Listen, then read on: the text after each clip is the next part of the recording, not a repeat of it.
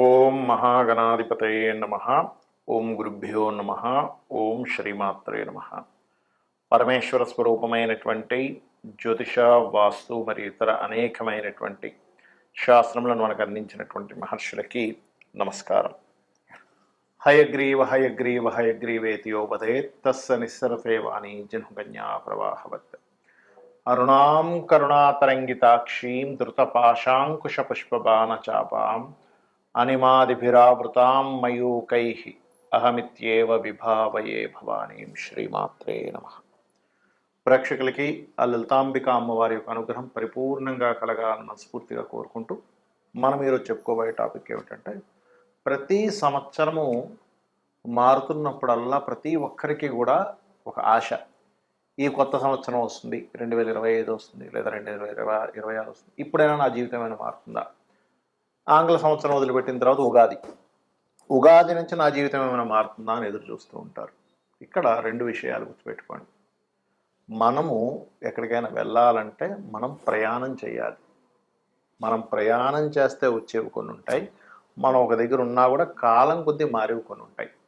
కాలంలో మరి జరిగేటువంటి మార్పుల ద్వారా మన జీవితాలు కొంత మారుతూ ఉంటే, మనం చేసే ప్రయాణం ద్వారా, మనం తీసుకునే నిర్ణయాల ద్వారా, మనం ఉపాసించేటువంటి దేవతా స్వరూపాల ద్వారా, మన ఆలోచన విధానం ద్వారా కొంత మారుతూ ఉంటుంది.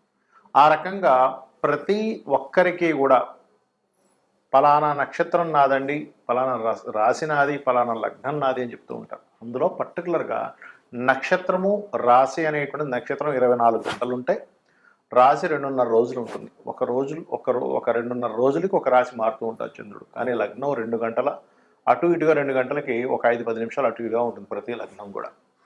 మరి మీరు జన్మించిన లగ్నం బట్టి మీరు ఎటువంటి ఆలోచన విధానం కానివ్వండి, ఎటువంటి నిర్ణయాలు కానివ్వండి, ఎటువంటి దేవతా ఆరాధన కానివ్వండి, ఎటువంటి విషయాలను పట్టించుకోవాలి, వేటిని వదిలేయాలనేటువంటి విషయాలు మీరు స్పష్టంగా తెలుసుకోగలిగితే మీకు ఏ సంవత్సరం మారుతున్నా ఆనందదాయకంగానే ఉంటుంది. ఆ రకంగా మనం ప్రతి ఒక్క లగ్నానికి ఎటువంటివి పాటించాలి మీరు ఆనందంగా ఉండడానికి అనే విషయాలు మనం చెప్పుకుందాం. అయితే ఈ విషయాలు చెప్తుంది నేనైనప్పటికీ, బయటికి కనబడుతుంది నేనేదో చెప్తున్నట్టుగా ఉన్నప్పటికీ, చెప్పిస్తుంది పలికిస్తుంది అంత లలిత అమ్మవారిగా భావిస్తూ ఒక్కొక్క లగ్నం ఇచ్చా మనం తెలుసుకుందాం.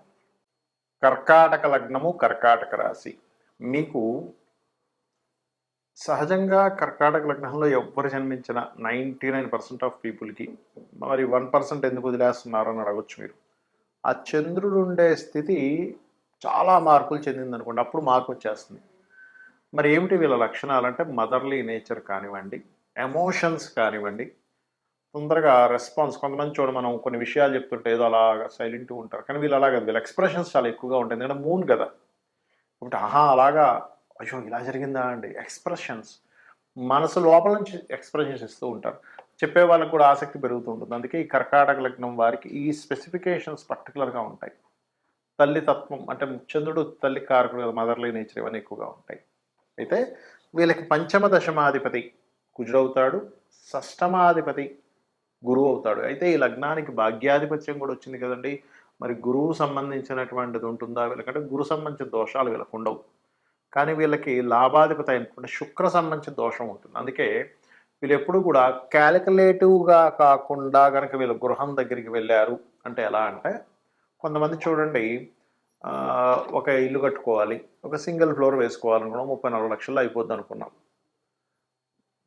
దాన్ని క్యాలిక్యులేట్ వేయడం సరిగ్గా వేయకుండా ఏముందండి 15 లక్షలు ఇస్తే అయిపోతుంది, ఏముంది 4 గోడలు లేపేస్తాం, లోపల అది ఇది అయిపోయింది హడావిడి అంటాం. తీరా ఏం చేస్తారు, వీళ్ళు గృహం ప్రారంభించి ఒక పిల్లర్లో ఒక స్లాబ్ వేసారు, డబ్బులు అయిపోతాయి. ధనం అయిపోవడంతో అప్పుడు మళ్ళీ వేరే దగ్గర ఎక్కడో మనకి పొలం అమ్మితే డబ్బులు వస్తాయి, కాకపోతే అంతలో మధ్యలో ఇంకోటి ఏదో తీసుకుందామని ఆ ధనాన్ని వేరే దగ్గర అప్పు తీసుకొని ఇది అమ్ముడు పోక ఇక్కడ డబ్బులు కట్టలేక మళ్ళీ ఇక్కడ వడ్డీలు కట్టుకుంటూ వడ్డీల మీద వడ్డీలకు వెళ్తూ ఉంటారు. అంటే ఏమిటి, శుక్రగ్రహం ఎలా ఉందో చూసుకోవాలి మీరు. కర్కాటక లగ్నంలో పుట్టారంటే శుక్రగ్రహం దోషం ఏర్పడింది అంటే సరైనటువంటి లెక్క వేయకపోవడం వల్ల నిర్మాణంలో దిగడము, లేకపోతే వాహనాలు కొనుక్కోవడము. కొంతమందికి నిర్మాణమే కాదు, వాహనం కొని వాహన సంబంధమైన వ్యాపారాలు చేస్తూ ఉంటారు, అది కూడా దోషం వస్తూ ఉంటుంది.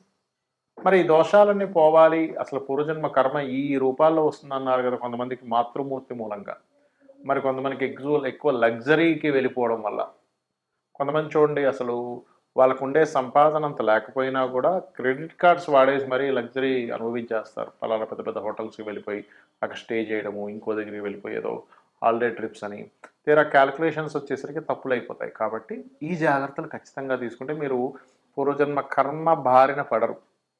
అయితే మీరు ఎక్కువగా బొబ్బర్లు దానంగా ఇవ్వడము, శుక్రరాశుల్లో ఉండే గ్రహ సంబంధించిన దానంగా ఇవ్వడం చేస్తూ ఉండాలి. నేను మీకు వీడియో ఎండింగ్ వరకు చూస్తే ఏ గ్రహానికి ఏ దానమో చెప్పాను. దీంతో పాటు మీరు ఎక్కువగా ఉభయ కేంద్ర కోణాధిపత్యం కర్కాటకానికి కుజుడవుతాడు.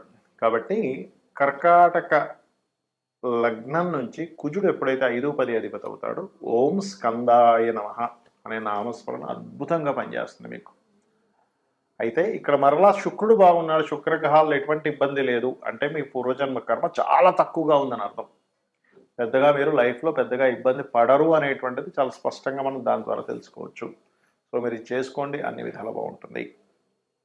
ఇక్కడ ఏ గ్రహం అంటే ఏ దానము, ఇక్కడ దానాలు 2 రకాలుగా ఉంటాయి. చాలామంది అడుగుతుంటారు, ఏమండి మేము ఆలయంలో పురోహితుడికే ఇవ్వాలా, పేదవాళ్ళకి కూడా ఇవ్వచ్చా? ఖచ్చితంగా ఇవ్వచ్చు. కాకపోతే దాని ఫలితంలో మార్పు ఉంటుంది.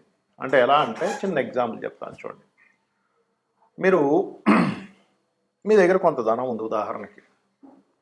ఆ ధనాన్ని తీసుకెళ్ళి మీ అకౌంట్లో వేయడం ఒక ఎత్తు, అది మీ అకౌంట్లో జమ అవుతుంది. ఆ ధనాన్ని తీసుకెళ్ళి మీ యొక్క అప్పు తీర్చడం మీ ధనమే, కానీ ఇక్కడ ఎవరికి ఇస్తున్నారు? మీ యొక్క క్రెడిట్ కార్డు వాడికి ఇస్తున్నాడు, క్రెడిట్ లైన్ తగ్గుతుంది. ఇక్కడేమో మీరు జమ చేసుకుంటున్నారు బ్యాంకులో. ఇదే ధనం మీరు ఇద్దరికి ఇచ్చినప్పుడు ఎలా అయితే తేడా ఉంటుందో, పేదవాళ్ళకి ఇచ్చినప్పుడు ఇచ్చేటువంటి ఫలితం పరమేశ్వరుడు ఒక రకంగా ఇస్తాడు. ఈ పురోహితులకి ఇచ్చినటువంటిది ఏదైతే ఉంటుందో గ్రహరూపేణ దోషం పోవాలని, అప్పుడు మరొక ఫలితం వస్తుంది మనకి. ఇప్పుడు గ్రహదోషం పోవాలి, 6వ స్థానంలో పలానా గ్రహం ఉంది, రగున్నాడు ఉదాహరణకి, అప్పుడు గోధుమలు దానం. పురోహితుడికి ఇస్తున్నారు అనుకోండి, దేనికి ఇస్తున్నాము అంటే మీరు పూర్వజన్మల్లో తెలుసో తెలియకో చేసినటువంటి ఒక కర్మ చేశారు. అది మీకు తెలియదు, అది బ్యాడ్ కర్మ అని కూడా మీకు తెలియదు, ఏదో చేసేసారు. ఆ బ్యాడ్ కర్మ సంబంధించినటువంటిది ఏదైతే ఉందో దాని దోషం ఒక గ్రహ రూపమైన ఒక సాఫ్ట్వేర్ రూపంలో మనకు వచ్చింది.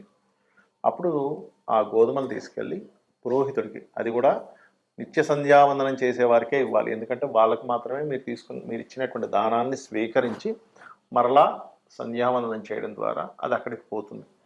అలా మీ సంకల్పం చెప్పుకొని, ఇందులో కూడా చాలా వేరియేషన్స్ ఉన్నాయి. చాలామంది ఏమంటుంటారంటే నాకు ఫోన్ చేసి, ఏమండి టెంపుల్కి వెళ్ళాము దానం ఇద్దామని, అక్కడ ఆ మూలను పెట్టేసి వెళ్ళిపోండి అన్నారు, అలా ఇస్తే మనకి ఫలితం వస్తుందా అని అడుగుతుంటారు. నేను ఒకటి చెప్తాను, మీరు ఒక బ్యాంకు వెళ్ళారు, మీది ఏదో ఎందులోనో ఒక బ్యాంకులో మీకు అకౌంట్ ఉంది, అక్కడికి వెళ్ళి ఆ బ్యాంకులో ఒక మూలం ధనాన్ని పెట్టేసి వచ్చేసారు. మీరు మీ అకౌంట్లోకి వెళ్తుందా? వెళ్ళదు. ఎందుకు వెళ్ళదు అంటే మీరు ఆ బ్యాంక్కి వెళ్ళాలి, అక్కడ లైన్లో నిలబడాలి, రిసిప్ట్ రాయాలి, కౌంటర్లో ఇవ్వాలి, వాళ్ళు అందులోపల దాన్ని ఫీడ్ చేసుకొని మీకు ఒక రిసిప్ట్ ఇస్తారు. మళ్ళీ ఎస్ మీ అకౌంట్లోకి 10,000 రూపాయలు వెళ్ళాయి, ఈ 5 రూపాయలు వెళ్ళాయి, ఈ 500 రూపాయలు వెళ్ళాయి, ఓ 1,00,000 రూపాయలు వెళ్ళిందని మీరు వాళ్ళు రాసుకుంటారు. అప్పుడే మీకు అకౌంట్లోకి వస్తుంది, మీకు మెసేజ్ వస్తుంది. అంతేగాని ఏదో మూలం పెట్టేస్తే మీకు రాదు కదా. అలాగే అలా ఎవరైనా చెప్తే దాన్ని అలా చేయకండి, దానివల్ల మీకు ఎటువంటి ఉపయోగం ఉండదు, గుర్తుపెట్టుకోండి. బ్రాహ్మణుడికి దానం తీసుకొని జపం చేయడం ద్వారా ఆయనకు కూడా కొంత ఫలితం వస్తుంది. జపం చేయకపోతే ఆయనకి మంచి ఫలితం రాదు. జపం చేస్తే మీ దగ్గర దానం తీసుకొని ఆయన మరలా గాయత్రి చేసుకున్నందుకు ఆయనకి అమ్మవారి అనుగ్రహం పెరుగుతుంది, మీకు దోషం పోతుంది. కాబట్టి ఈ రకంగా మరి పేదవాళ్ళకి దానం ఇవ్వడం ద్వారా ఎటువంటి ఫలితం వస్తుంది? ఇది పుణ్యాన్ని పెంచుతుంది. అంటే ఇదేంటి, అకౌంట్లో బ్యాలెన్స్ వేయడం లాంటిది. అంటే నెక్స్ట్ జన్మకి మీకు ఒక పుణ్యం పెరుగుతుంది పేదవాడికి ఇచ్చినందుకు. అందుకే కదండి మానవ సేవే మాధవ సేవ అంటూ ఉంటారు. అంటే ఎవరికో పాపం ఆకలితో ఉన్నాడు ఒక వ్యక్తి, తీసుకెళ్ళి భోజనం పెట్టించడం, లేదు ఒక పేదవాడు వాళ్ళ పిల్లలకి స్కూల్ ఫీజులు కట్టలేకపోతున్నాడు, ఇవి 2,000 తీసుకెళ్ళి ఫీజు కట్టేసి అనడం. అంటే నిజంగా అందులో మళ్ళీ అపాత్ర దానం అంటారు. అంటే ఆల్రెడీ బాగా కడుపు నిండున్నవాడికి వాడికి తీసుకెళ్ళి అన్నదానం పెడితే మీకు ఎటువంటి ఫలితం రాదు, గుర్తుపెట్టుకోండి. కాబట్టి అపాత్ర దానం చేయకుండా నిజంగా ఇబ్బంది పడుతున్నారు, పాపం వాళ్ళకి వేరే స్కోప్ లేదు, అటువంటి వారికి ఒక వస్త్రం ఇచ్చాం, అది ఖచ్చితంగా మీకు ఆ పరమాత్మ మీకు వచ్చే జన్మల్లో ఇది పుణ్యంగా మారుతుంది, ఇది గుర్తుపెట్టుకోండి. వీటితో పాటు పితృదేవత ఆరాధన. చాలామంది అంటుంటారు, ఏమండి మాకు లేదండి, మా మా ఇంట్లో సాంప్రదాయం లేకపోవడం ఏంటి, తల్లికి తండ్రికి తాతలకి మీరు పెట్టడానికి. కాబట్టి అలాంటివి ఏమి కదా, అందరికీ ఉంటుంది పితృదేవత ఆరాధన అనేటువంటిది. అది ఫస్ట్ మొట్టమొదటిగా మీరు భావించాలి. అలాగే ఒక్కొక్క గ్రహానికి ఒక్కొక్క దానం అని చెప్పి ఇందాకన్నాను. దానికి పర్టికులర్గా మీకు రవికి అయితే గోధుమలు, ఎరుపు రంగు వస్త్రము లేదా ఆరెంజ్ కలర్ వస్త్రము, చంద్రుడికైతే స్వచ్ఛమైనటువంటి బియ్యం. మీరు ఎప్పుడు ఏ దానం ఇస్తున్నా కానీ అది మీరు తినడానికి ఎంత శుభ్రమైనటువంటిది తెచ్చుకుంటారో అంత శుభ్రమైనటువంటిదే ఇవ్వాలి. ఎందుకంటే మీరు ఇచ్చే పదార్థాన్ని బట్టి ఫలితం ఉంటుంది. కాబట్టి చంద్రుడైతే బియ్యము. కుజగ్రహ సంబంధించిన దోషం ఉంది, కందులు, ఎరుపు రంగు వస్త్రము. బుధగ్రహానికి సంబంధించినటువంటి బలాన్ని పెంచుకుందాం అనుకుంటున్నారు, దోషం తగ్గించుకుందాం అనుకుంటున్నారు, పెసలు దానంగా ఇవ్వాలి. గురుగ్రహానికి శనగలు, పసుపు రంగు వస్త్రము. అదేవిధంగా శుక్రగ్రహానికి బొబ్బర్లు, తెలుపు రంగు వస్త్రము. అదేవిధంగా శనికి నువ్వులు, నీలం రంగు వస్త్రము. కొంతమంది నల్ల నువ్వులు వద్దు తెల్ల నువ్వులు అంటున్నారండి, కొంతమంది నల్ల నువ్వులు ఇవ్వాలంటున్నారంటే ఒకటి గుర్తుపెట్టుకొని నువ్వులు ఇవ్వాలి. అయితే తెల్ల నువ్వులు ఎందుకు ప్రిఫర్ చేస్తామంటే వాళ్ళు తినడానికి యోగ్యవంతంగా ఉన్న నల్ల నువ్వులు అయితే అలాగ తినలేరు కదా, అది ఎక్కువగా వేస్టేజ్ అయిపోతుంది అనేటువంటి భావనతో తెల్ల నువ్వులు ఇవ్వాలని చెప్తూ ఉంటాం. అదేవిధంగా రాహువుకి అయితే మినుములు, కేతువుకి అయితే ఉలవలు దానంగా ఇవ్వండి. ఈ దానం ఇచ్చేటప్పుడు కూడా నాకేదో డబ్బులు ఉన్నాయి కాబట్టి ఏదో ఇంకా ఈ కార్యక్రమాన్ని చేయాలి కాబట్టి ఇస్తున్నాం అనే భావనతో ఇచ్చారంటే 1% కూడా మీకు ఫలితం రాదు. తీసుకునే వ్యక్తి కూడా అబ్బాబా ఇదేదో నాకు ఇదంతా ఈ దోషాన్నంతా నాకు అంటగడుతున్నాడు అనే భావంతో తీసుకున్నా కూడా అక్కడ సరిగ్గా ఫలించదు. అంటే ఇచ్చేవాడికి ఫలించదని కాదు, తీసుకునే వ్యక్తికి అది సరైనటువంటి ధర్మాన్ని పాటించనట్టుగా అర్థం, దాని అర్థం. కాబట్టి మీరు ఈశ్వర స్వరూపంగా భావిస్తూ ఆ యొక్క పురోహితుడికి కానివ్వండి, పేదవాడికైనా సరే ఈశ్వర స్వరూపంగా భావిస్తూనే మీరు ఆ దానాన్ని ఇవ్వాలి. రెండవది, చక్కగా మంత్రం చదివి మీరు ఇస్తున్నప్పుడు తీసుకునే వ్యక్తి కూడా నాకు చాలా గొప్ప పనిని ఆ ఈశ్వరుడు నాకు చూపించాడు, ఆ ఈశ్వరుడు నాకు ఈ పని చేయమని చెప్పాడు అనే భావంతో తీసుకొని చక్కగా గాయత్రి చేసుకోవాలి. మరొక విషయం ఏంటంటే, నిత్యము అంటే ఎటువంటి గ్రహస్థితి ఉన్నా గుర్తుపెట్టుకోండి. మీకు జాతక చక్రం తెలియదండి, నాకు ఏంటో పరిస్థితి అర్థం కావట్లేదు, నాకు ఏ దశ నడుస్తుందో, ఏలినాటి శని నడుస్తుందో, కేతువో రాహు అర్థం కావట్లేదు అనుకునేవారు ఒకటే చెప్తానండి. నిత్యము ఉదయము సాయంత్రము దీపారాధన చేయండి, పంచోపచార పూజ చేయండి. గంధం, పుష్పం, ధూపం, దీపం, నైవేద్యం. నైవేద్యం మీరు ఏదైనా పెట్టచ్చు, ఇదే పెట్టాలి ఇదే అడుగుతుంది అమ్మవారు అనేటువంటిది లేదు. ఫలాపేక్ష రహితంగా పత్రమైనను, పుష్పమైనను, ఫలమైనను, ఉదకమైనను ఎవరైతే ప్రీతితో నాకు సమర్పిస్తున్నారో, ఫలాపేక్ష రహితంగా నాకు ఎవరైతే సమర్పిస్తున్నారో వాటిని నేను ప్రీతిగా స్వీకరిస్తున్నాను అని చెప్తాడు పరమాత్మ. కాబట్టి ఇది చేస్తూ నిత్యము వీలున్నన్ని సార్లు, వీలైతే శనివారాలు ఆదివారాలు మీకు సెలవు ఉన్నప్పుడైనా గోశాలకు వెళ్ళండి. ఒక్క దేవతా ఆలయం మీకు చుట్టుపక్కల ఏదైతే ఉంటుందో, మీ ఇంటికి దగ్గరలో ఏది ఉంటుందో ఆ ఆలయానికి ఒక్కసారి అలా వెళ్ళి ఒక ప్రదక్షిణం చేసుకొని చక్కగా దేవుణ్ణి స్మరణ చేసుకొని ఒక 2 నిమిషాలు కూర్చొని వచ్చేసేయండి చాలు. ఇవి కనుక మీరు చేయగలిగారు 100% మీకు ఏ ఇంగ్లీష్ సంవత్సరం మారుతున్నా, లేదా ఇప్పుడు ఈ సంవత్సరం అండి, ఇప్పుడు తెలుగు సంవత్సరం ఇది మారింది, ఈ సంవత్సరం ఎలా ఉంటుంది, ఇవేమీ మీరు భయపడాల్సిన పని లేదు. 100% సర్వదేవతల యొక్క అనుగ్రహము మరియు నవగ్రహాల యొక్క అనుగ్రహము, ఆ లలితాంబిక అమ్మవారి యొక్క అనుగ్రహం మీకు ఉంటుంది, కలగాలని మరోసారి మనస్ఫూర్తి కోరుకుంటూ శ్రీమాత్రే నమః.